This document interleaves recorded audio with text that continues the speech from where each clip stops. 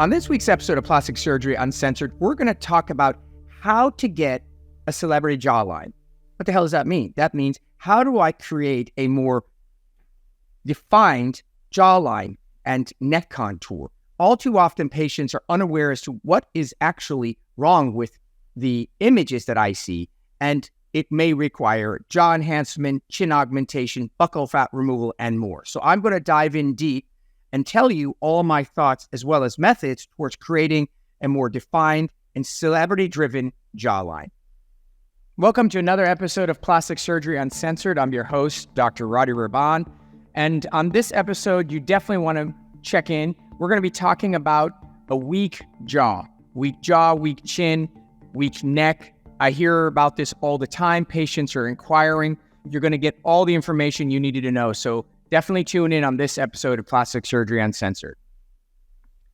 Welcome to another episode of Plastic Surgery Uncensored. As always, I'm your host, Dr. Roddy Rabban. And today we are very lucky, as I am blessed and honored to have one of my very favorite patients along with me, Olivia. And she's going to be, she and I are going to be talking about a really important topic. It's interesting. I think this topic has always been really important, but I think in the era of photography, selfies, and now Zoom, I think it's even more relevant than before. And it's the whole concept of the jaw, one's sense of self in terms of having a weak jaw or not a prominent jaw. And again, this is something definitely that's not new, but has always been a concern, but now I think is heightened given how much self-visual, confirmation we get. So welcome, Olivia. How are you? Hi, good morning. Thank you. I'm well. Thank you. As always, you look gorgeous. We're happy to have you, and thank you for participating. Sure.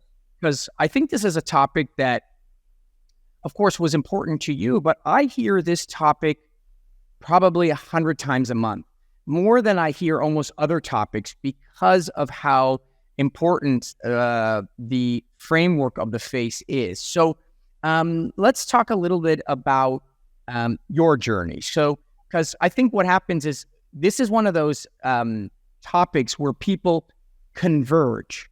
In other words, they come to me with different concerns and often are not sure what the issue is and describe it the way they see it, but ultimately it ends up being in the same place. So if you don't mind, tell me a little about your journey in terms of your self-awareness and the things that bothered you. Yeah, totally. It's really interesting because if you would have asked me like 5 years ago, would I have even have thought I had a weak jawline or a weak chin? I mean, I would have agreed. My earliest memory of acknowledging or like noticing my chin was as early as 8th grade. But it wasn't really a thing, or I don't know. I feel like there wasn't a lot of hype about a strong jawline, or as a consumer, I just didn't know a lot. So it wasn't until like the past, 4 or 5 years, I feel like when like Khloe Kardashian did Kybella, that was kind of like the first time for me that I heard, okay, other women have this problem, a strong jawline, a chiseled chin, like we want that. And it's not masculine. I feel like I always kind of thought it was, and it's really not. So my first like go at it, I tried Kybella, and that was just horrible because I was really swollen and it stung, and I have a very high pain tolerance, so that was unbearable. And then like after 2 months, like the swelling gone down, nothing changed. So when you kind of flirt with the idea of making a tweak, at least for me, and then you do experiment and it doesn't go anywhere, right? Like you try it and nothing changed, you kind of get like more, you're frustrated. And I was frustrated. So I was like, okay, let me try something else. Let me try Morpheus. Let me try RF. And Morpheus was very painful. Nothing happened. RF, nothing happened. So I was doing all these different like non-invasive therapies. Nothing was working. And then I was kind of like, okay, this is now an issue. I feel like it's an issue. I had a friend who was like doing just lipo. So by the time that I came to you, I didn't per se knew that I was going to be getting a chin implant. Like I didn't know that I needed that. I just kind of, now when I look at photos and I'm educated, I needed one. But I was just like, okay, I just need lipo because I have this stubborn fat. I'm skinny. So that's kind of like where I was. So by the time I came to you, I was like, you know what? I need to just go under. I'm ready. Like, I've tried all these different things. I'm ready to just be more aggressive and let's just get it right. All right. I think my gosh, you hit on so many topics. I was chomping at the bit, but I'm working hard on letting patients finish patients. I'm working hard on letting other people finish their sentences. Yeah. So beautifully described. You hit on a lot of things. So I'm going to highlight some of them. Number one, this idea that in general, a strong jaw is a masculine feature is so far from the truth. So what I do often as an experiment with patients that they come in is, when I notice that part of the issue, often they complain that I feel like my neck doesn't look really good. So let me back up one notch. Most people complain that my neck doesn't look really good. It doesn't photograph well. I have a double chin. I don't feel like I have any distinction between my jaw. It really presents itself that way. Very few people come in and say, oh, I think I need a chin implant. Maybe now because they're educated, but much fewer. Almost always the target area is the neck, when in reality, the issue often with the neck is the jaw. So then they come in and I kind of look at them and I assess, wow, this person would benefit. It can be subtle sometimes. The assumption needs to be made that if I'm going to get something, it needs to be dramatic. Farthest from the truth. It can be the mildest, most subtle change, and all of a sudden you're like, holy crap, oh my God, this looks amazing. So we have magazines in the exam rooms, and I'll grab a magazine and I'll basically cover the top half of all the models' faces. I'll just grab a random magazine like Cosmo, and I'll cover the top half, and I'll just flip from photo after photo after photo of models, Asians, Blacks, Caucasians, Middle Eastern, it doesn't matter. And one thing that's common with all of them is when you cover up their eyes, they all have masculine, quote unquote, jaws. What does that mean? They have really strong jaws. And a strong jaw is non-gender related. In other words, it doesn't matter if you're a man or a woman. Having a strong jaw, and I'm not talking about Jay Leno jaw, is desirable and attractive in men and women. So that's the first thing you hit on, which was excellent, which is this idea that I thought having a stronger jaw was essentially somehow a masculine feature. Farthest from the truth. It makes women so beautiful. Second issue is that you notice that you did a lot of non-invasive things, which is not uncommon, right? You're a young girl. The last thing you think in your mind's eye is you're definitely in shape. You're not overweight. So let's start with that. So sometimes indeed your neck or jawline is obliterated or isn't as defined because you're a little overweight. So let's say you're 5'3" and you weigh 165, 170. Well, you shouldn't be surprised that your jawline, amongst other areas, are not as defined. But when you're 5'4" and you weigh 125, or 5'4" and you weigh 135, then you're not overweight to the extent that your face should be full and your neck should be non-existent. So it's natural that people start out considering non-invasive procedures. Like, you don't just run in and get surgery, so you do the things that you did. And so common right now are these procedures that remove fat from the neck. You name them, you named 2 out of the 4. Kybella is so popular, which is, in my opinion, I don't even understand the concept of it. You're injecting some material, some liquid underneath the neck, which causes it to get super inflamed. You look like a bullfrog. You got to do 5 sessions of it in order to remove a little bit of stubborn fat, which in my opinion usually isn't the issue. So you did that, it didn't work. Morpheus or RF or radio frequency is to remove fat, which again hurt and you didn't work. Cool sculpting on their neck, removing the fat, or all therapy. And all these devices, and there are many more, are designed to get rid of fat under the neck. So fat under the neck can sometimes be a contributing fact to having a weak jaw, but it is seldom the only issue. Seldom the only issue. And if you remove the fat from under the neck without addressing the other issues, you're often exchanging one problem, a little bit of fat under your neck, with another, which is now I got this loose skin that's duplicated and looks unattractive. So you hit that on the head very well, which is I did these other procedures and they just didn't work. So let's get to the definition first so we understand.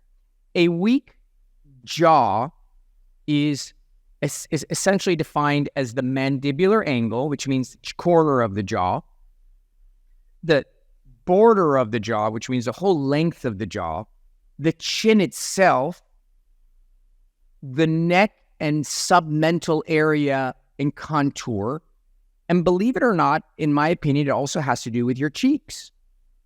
So all those things contribute to having a chiseled or a defined jaw and neckline. So when you look at models, because you got to work backwards, and I'm not suggesting that everyone needs to be a model. Everyone knows that I don't suggest that. But we look at them as a kind of a reference. And you say, okay, well, where am I relative in terms of my jaw? It looks like my neck bleeds into my face, bleeds into my neck. So you want to have a reasonable angle of the jaw. You want to have a nice jaw line. You want to have a stronger chin presence.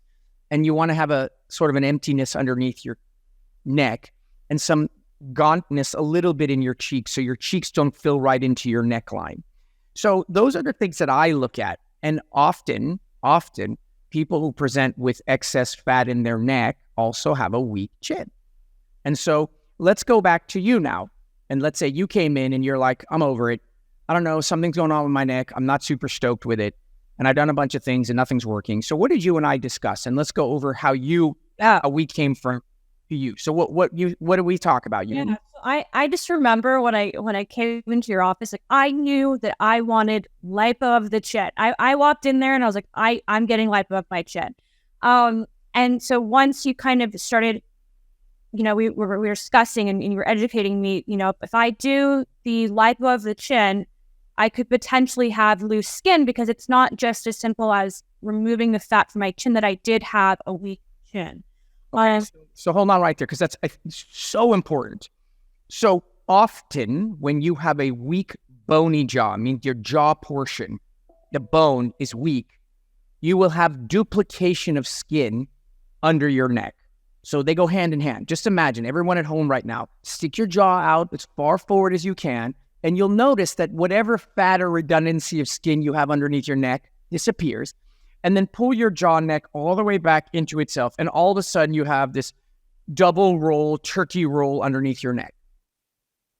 What does that mean? It means that a lot of your redundancy or inadequacy underneath your neck has to do with how much bone you have or how much prominence you have in the bone, its mandible itself.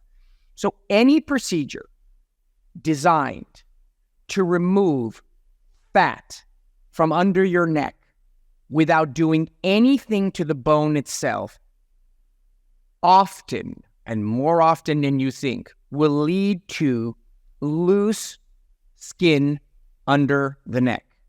So again, if you have a strong jaw, bone-wise, and you have fat under your neck, no problem. But most people that have fat under their neck also have a weak bony jaw. So whether it's Kybella, cool sculpting, liposuction, all therapy, whatever, when I remove the fat from underneath my neck, right underneath my jaw in my neck, and I do nothing to the bone and I'm slightly weak, which most people are, I shouldn't be surprised that in 1 to 2 years, I'm like, what the hell is this band under? Oh my God, what is this loose shit under my neck? And I did a facelift in a 39-year-old 6 months ago who had literally loose skin hanging under her neck, like if she was like 67. And why did that happen? Because she had aggressive liposuction done under her neck 2 years earlier, because at the time she just felt like her neck had some double chin fat. She just had that fat. So go ahead. Yes, you said that you were hell set on having lipo under your neck. And then you and I had a little bit of an academic conversation. Yeah, had quite a large one, which was honestly, it was great because once you had explained the anatomy of that, and just like the logic behind that, I got it. And I mean, once I had, like I said, I knew my chin was weak, but a chin implant, I feel like it's weird. It's kind of, and it shouldn't be weird because like the chin needs some love too, but it just felt like it was just foreign, But once we talked about it and you're like, no, it's not masculine. It's really going to just accentuate, contour your features. I just knew that that's what I was going to do. I didn't want to put a Band-Aid on a problem. And I was very worried that if I didn't listen to you, that I would be, operating twice, or I just at the end of the day, I just wanted to have a comprehensive, plan about what I wanted to do because I was very frustrated before I came to you. And I was tired of being frustrated, like I just wanted to just go for it and give it a shot because I wasn't happy. Yeah. And I think that's really important. The bottom line is that you got to have an understanding or knowledge. That's what this purpose of the podcast and the purpose of this topic is, for people to understand a little more knowledge about the subject matter, and jaws and chins, and that whole subject matter is a little confusing. That's why we call this segment the weak jaw, because it's not necessarily a weak chin. It's not necessarily fat under my jaw. It's the concept in total is a very confusing one. And it requires a good discussion and analysis and pinpointing the problems. And like many other things we talk about, there isn't a single solution. You don't just go in and go, boom, put in a chin implant, call it a day. Sometimes yes, sometimes no. And we'll go back and we're going to take a break for a moment. And then what we're going to do is going to come back and I'm going to describe each of the individual procedures that are available in more definition as to what is a chin implant, what is submental lipo, what is fat grafting to the jaw, what is buccal fat removal. And we'll get back into those details, but it's really, really helpful to understand that this is more complex than one initially imagined. So make sure to come back after the break and hear the rest of this amazing topic.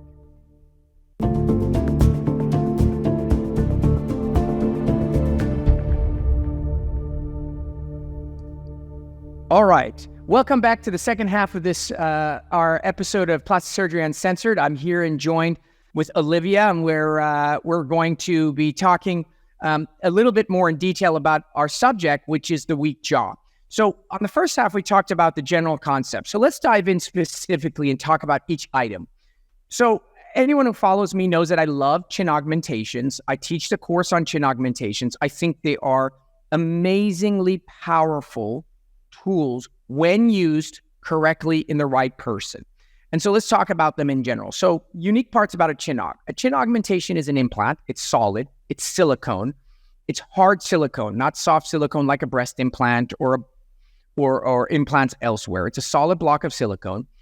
It is permanent in that it doesn't have to be removed. It is reversible in that it can be taken out. These are two very unique qualities about a chin implant that is different than other things. So for example, a breast augmentation is, yes, it's reversible, but you never really look exactly the same way you did once you put it in.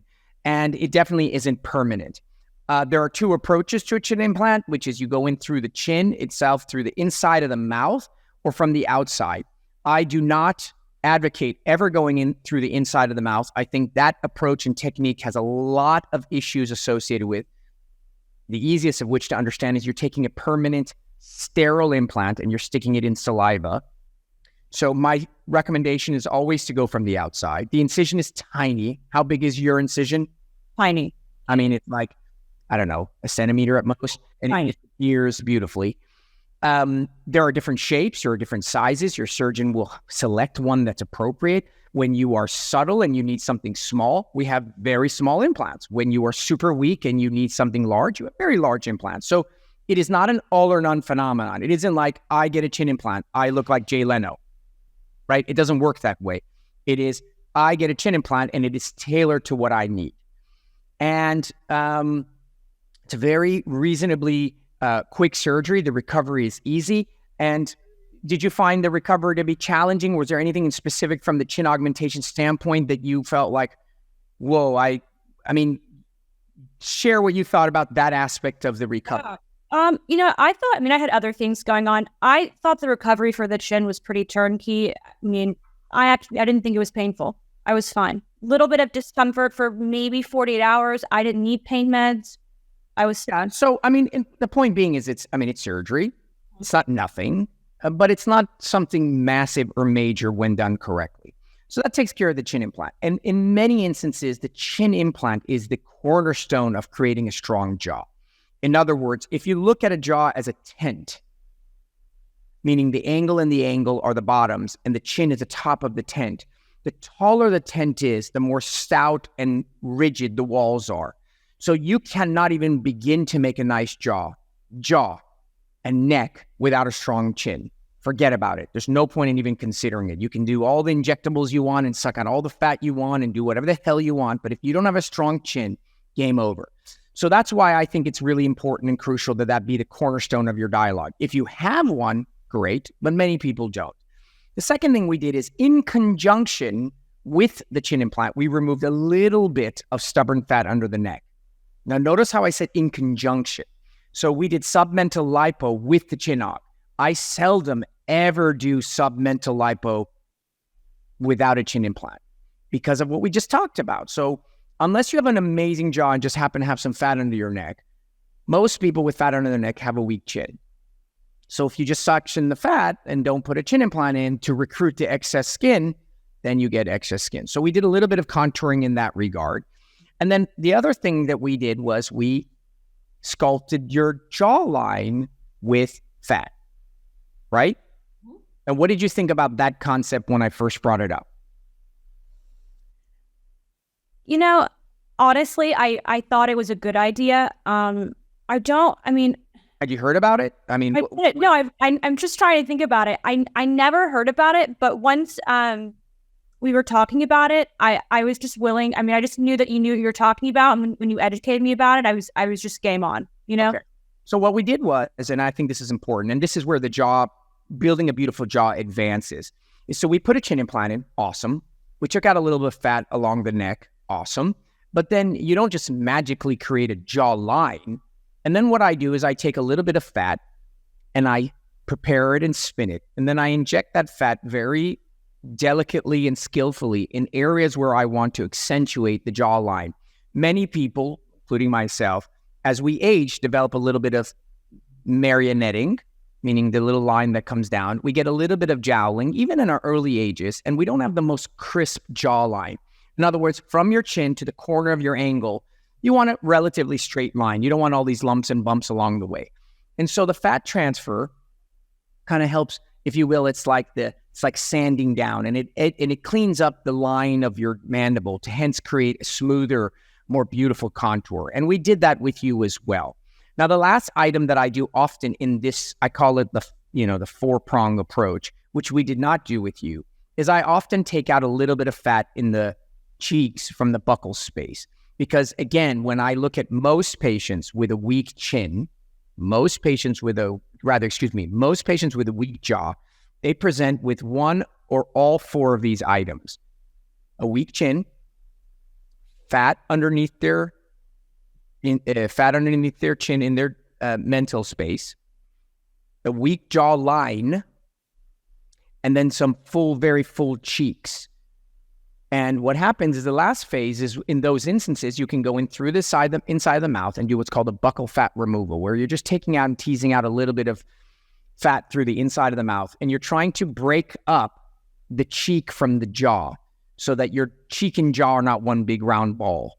In other words, if you look at the ideal structure of a jaw, there's a break. Women use, I think it's blush, to kind of accentuate the cheekbone, the hollow, and then the jawline. And you can look at Angelina Jolie or Megan Fox or anybody for that matter, and they'll all have that element. And so we take a little bit of it out. Again, none of these things in isolation are going to be very effective, but the sum total of these things in the right patient, done with the right recipe, can be incredibly powerful. And all of them are subtle. Mm-hmm. None of these things are over the top or dramatic. And the idea is like, oh my God, you did all of that? Yeah, I did a whole lot of little bits rather than one really big bit. And, of course, in terms of harmony and balance, I suspect you will look significantly better if you do several little things than one big thing. So give me your thoughts while we're wrapping up here on this subject, because I think it's great. Let's talk about how it's impacted your life, how you feel, what people have said. As a whole, are all your close friends and family going, oh my God, what did you do? You look so weird.